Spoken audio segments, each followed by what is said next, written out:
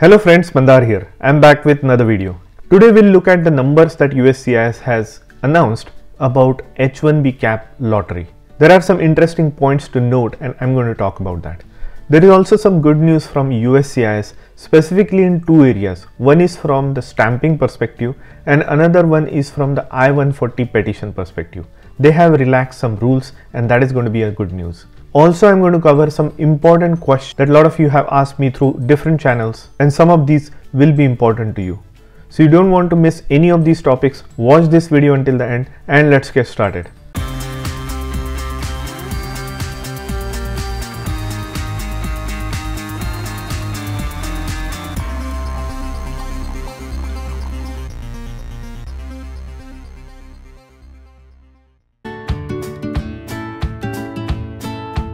If you are here for the first time, welcome. My name is Mandar and I make immigration and lifestyle related videos for US and Canada. I'm not an immigration lawyer, so anything that I say on this video or on my channel is for information purpose only. And for your specific immigration needs, before you take any action, you should hire a competent immigration lawyer. Now, if you want to support this channel, do check out the links in the description because there are some affiliate links. You'll get some discounts if you purchase those products from those links. Now let's start with the first topic of the day. Now, as you know, H1B is a lottery system. Every year USCIS asks everybody to submit their petitions as of 1st of April. So that's when the cap subject petition, so anybody who wants an H1B for the first time will have to go through the cap subject petition, unless you work for a non-profit organization or some category that does not require a cap subject H1B. If you don't, then you always need a cap subject H1B petition, at least for the first time, and then onwards you always are cap exempt. So every year they collect applications starting 1st of April and they run out of applications. Now remember, there are only 85,000 H1Bs that are given out every year, 65,000 for general and 20,000 for people who have studied in the US in the masters. So 85,000 in total every year. Now look at this chart that USCIS has published and look at the numbers. Those are staggering. So this chart shows registration and selection numbers for fiscal years 2021 to 2024 as of 24th of April 2023. Now the first column has cap fiscal year, total registrations, eligible registrations beneficiaries with no other eligible registrations, and eligible registrations for beneficiaries with multiple eligible registrations. Now this chart tells you how many number of applications were submitted at the beginning of the April every year. As you can see, there are 274,000 registrations in 2021, 308,000 in 2022, 483,000 in 2023, and staggering number 780,000 applications in 2024. Now you might ask, is this really a jump in the demand? And that will unfold as you see other numbers. Now eligible registrations, as you see, eligible registrations are also around the same numbers. So this year we had total applications of 780,000, but eligible registrations are 758. Now things get interesting from here. If you look at eligible registrations from beneficiaries with no other eligible registrations, which means unique registrations in the sense the petitioner only has one application or one registration for H1B cap subject petition, and that number is 350,000. Now you can see from the top to bottom that number has steadily increased, but it's not dramatically increased. Now this fifth column is the most interesting. Eligible registrations for beneficiaries with multiple eligible registrations. Now look at this number, it's 480,000 applications were actually submitted by individuals who had multiple petitions through different employers. Now what does this do? The system allows you to submit an H1B cap subject petition through one employer or multiple employer. There is no limit on how many applications you can submit with a $10 fee into this registration system. It will just go on collecting. So it's just like a lottery. If you want to win a lottery, you just don't buy one ticket. You buy like 5, 10, 50, 100, and then your chances of getting the lottery or winning the lottery increase dramatically. Same funda is being applied here. Because we are all smart, we go through different employers, we pay them the fees. There are a lot of consultants who will do an H1B registration for you just for a fee. And that's what is happening here. The system is inundated with these applications 408,000 applications that are duplicate or even multiple times, then shouldn't be in the system. Now you might say, I legitimately have 10 different offers. Why should the system not allow me to submit 10 applications?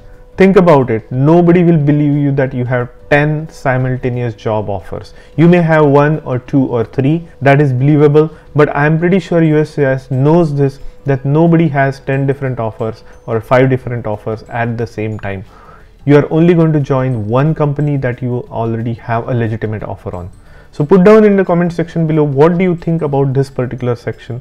Now the final selection number is only 110,000 in this process. Now look at how many registrations were processed. The system just allowed everybody to submit as many applications as possible. Now there are people who think that there is no problem with this system. You should be able to submit as many registrations as possible. But there are others who will not get their chance in the line or in the lottery because the system rejected their applications because of the bogus number of applications that are being processed through this system.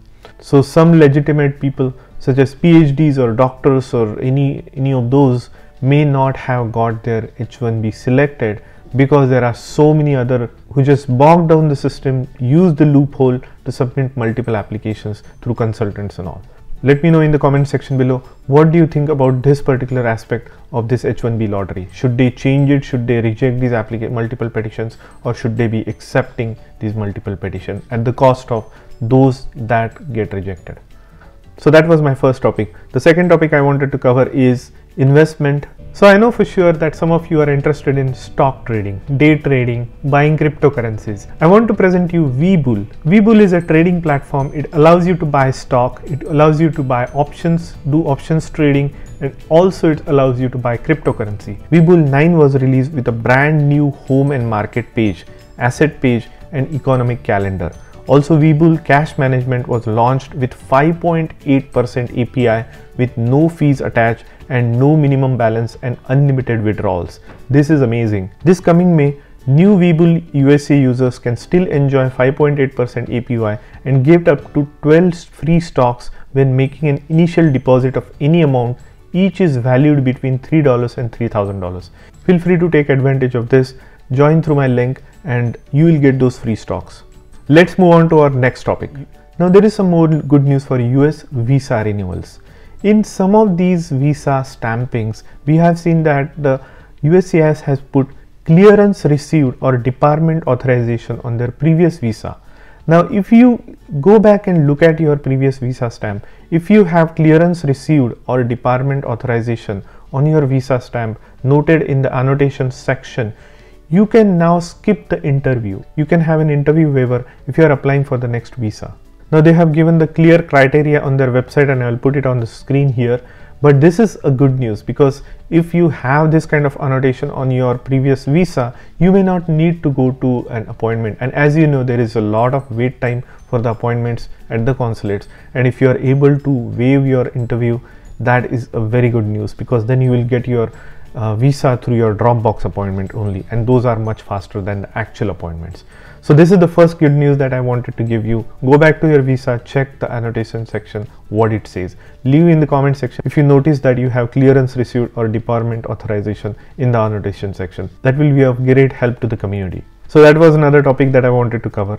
Not a lot of good news in the immigration section, but we'll take it even if it's small news.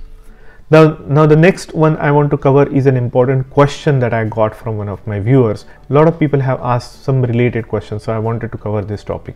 So this is regarding the advanced payroll and advanced payroll renewal. So say for instance you have 2 years of advanced payroll that you get during your green card process, and you are already into 1.5 years and you want to travel. Now you should apply for your renewal 6 months before your expiry of your advanced payroll card. Now the question is, can you travel while your advanced payroll renewal application is pending, but your current advanced payroll is still valid? My answer to this question is yes. As long as you have a valid advanced payroll card to enter back, you should be able to travel, even if you have a pending petition for the renewal of your advanced payroll. So hope that is clear. The reason is you should always have a valid advanced payroll card while coming back. That is very critical. Now, if your travel is very short, within like 2 or 3 weeks, I would wait until you come back and then apply for the renewal. But if you must travel after you have submitted your renewal, feel free to travel as long as your current advanced payroll card is valid. So that is an important question that I wanted to cover, because a lot of people are traveling while pending adjustment of status. Now, before we move on to our next topic, I want to announce the giveaway winner for the wallet that I promised in the last video. Now, a lot of you have shown the love with the thumbs up, and I really appreciate that. And anything that you do to thumbs up or subscribe to the channel greatly helps me keep going and talking about the new topics in the immigration and lifestyle. So I really appreciate that. So I have picked a winner. The winner's name is GIMMESTONKS5333. Great. I wish you had picked an easier one, but I know how YouTube is, they just assign you something. Anyways, you are the winner of the leather wallet that I promised to give you in my last video. So here's your comment and congratulations. Reach out to me by email and we'll go from there. Now, rest of you, don't go anywhere, because I'm announcing another giveaway. I have lots of these wallets to give away. The rule remains the same. Comment and like this video and continue to comment on my next video. I will be selecting another winner for this video as well, which I will announce in my next video. So do hit the like button and comment on this video as well. Thanks for your support. Now let's move on to our next topic. Another question that I get, and it's very common, is once we get an RFE from the USCIS and once we respond to the RFE, is there any confirmation that we get from the USCIS website? And the answer is yes. You will actually see a status change to RFE issued when they issue you an RFE, and once you respond to RFE within the 30 days or within the time frame that they have mentioned in the RFE, they will actually update the status to say the RFE has been responded or something similar. So you will actually know that they have received your response back to the RFE. And one important point that I want to cover about the RFEs is, do not ever ignore the RFE. It is very important to respond to RFE, because if you don't respond to an RFE within the time frame given, they might abandon your application. They might deem that you are abandoning the application, and they might reject your case. So it is very important, whatever is the RFE, do respond to it. Even if you need more time to collect your documentation, that's the response that you will need to give to USCIS and get that approval for the extended time frame. So that's an important point.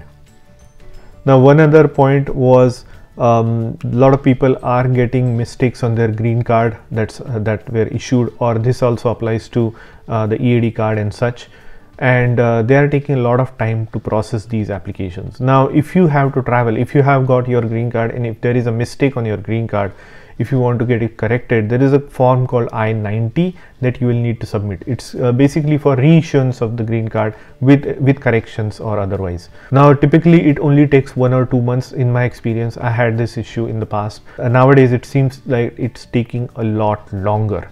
Do follow up with USCIS with a phone call or submit an inquiry, and you can get that expedited if you specify the valid reason. Sometimes it's taking many months, but if you want to travel and it's required for you to keep the green card with you all the times, so in that situation you can expedite it by calling USCIS or submitting an inquiry, and that way getting that green card reissued to you. And the last topic I wanted to cover in this video is also a good news, and it is for I-140 petitions. Now, USCIS has recently announced something that has made easier in terms of the documentation submission that is required from your employer as part of the I-140 petition. Now, what are these things? Now, these things, the first thing is audited versus unaudited tax returns. Now, in the past, USCIS was adamant that they need SEC filing or full audited tax returns from the company that are sponsoring your I-140. This was a mandatory requirement. Now, it seems like they have relaxed it. They are saying that even if it's unaudited, you can submit that under the penalty of perjury, in the sense that you will be held accountable if you lie in that unaudited tax return that you submit. But regardless, we are going to accept it and we are going to trust you. So, but this rule makes it easier for the employers kind of to submit their tax returns easier and sooner at demand when they are applying for your I-140 in the process. So that is the first point. The second point is prorated wage. In the past, what USCIS did is, in terms of your ability to pay, they also asked if there were like 25 other employees that the employer had, they asked the ability to pay documentation on those as well, and going back many years. Now USCIS is saying it will only apply for the petition that you are applying or the candidate you are applying for, and you can just demonstrate the ability to pay for that particular individual for the time frame that they have mentioned. So it's a vastly reduced requirement from USCIS compared to what they had in the past. So the ability to pay documentation from the employer to USCIS as part of the I-140 is now relaxed by USCIS. This administration is doing a lot of things that is making it easier for the USCIS to process your green card, and this is yet another of them. So I consider this as a good news from your perspective as well as from your employer's perspective. Note down in the comment section below what you think about these rule changes and how does it impact your case.